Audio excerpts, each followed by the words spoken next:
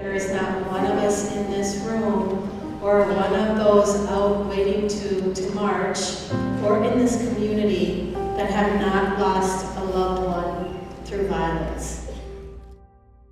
Today is Saturday, February 14th, 2026, and I'm Tom Hudson in Minneapolis this evening with Field Notes Press. Where I am in Minnesota right now has been the ancestral home of the Dakota people for some 10,000 years, with the Bdote, which stands at the confluence of what we know as the Mississippi and Minnesota rivers, being a central part of their creation story. I had the privilege of visiting a prayer camp that's recently been established at Coldwater Spring, a sacred site that sits in the shadow of the Bishop Henry Whipple Federal Building, where an unknown number of people detained by federal immigration authorities are currently being held.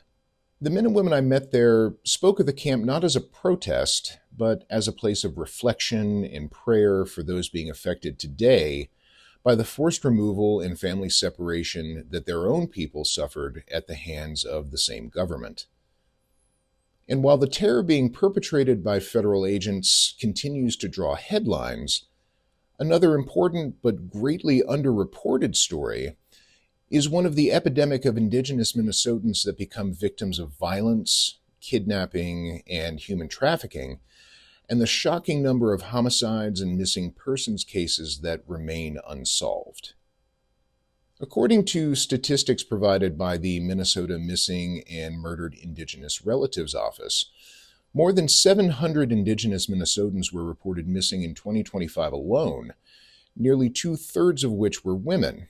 And while representing only 1.5% of the state's population, Indigenous residents represented nearly 10% of homicide victims statewide.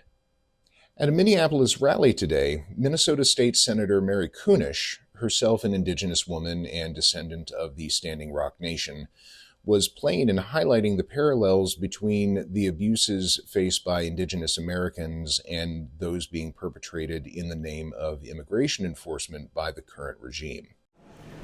The last couple of months, actually months under siege, is not foreign to Indigenous people.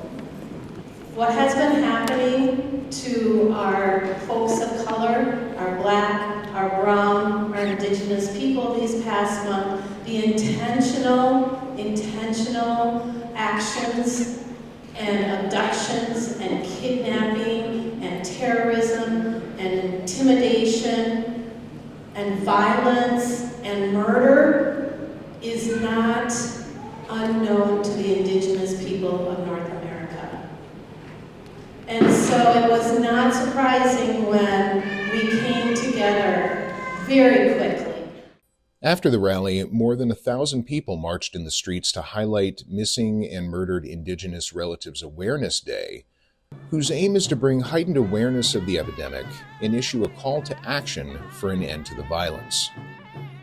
For more information about open cases, violence prevention, and how you can help, visit the Minnesota Missing and Murdered Indigenous Relatives Office website, which I've linked in the description.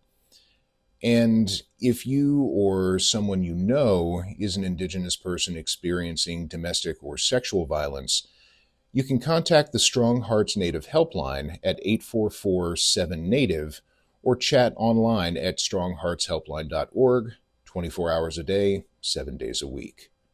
Thanks so much, and I'll see you soon.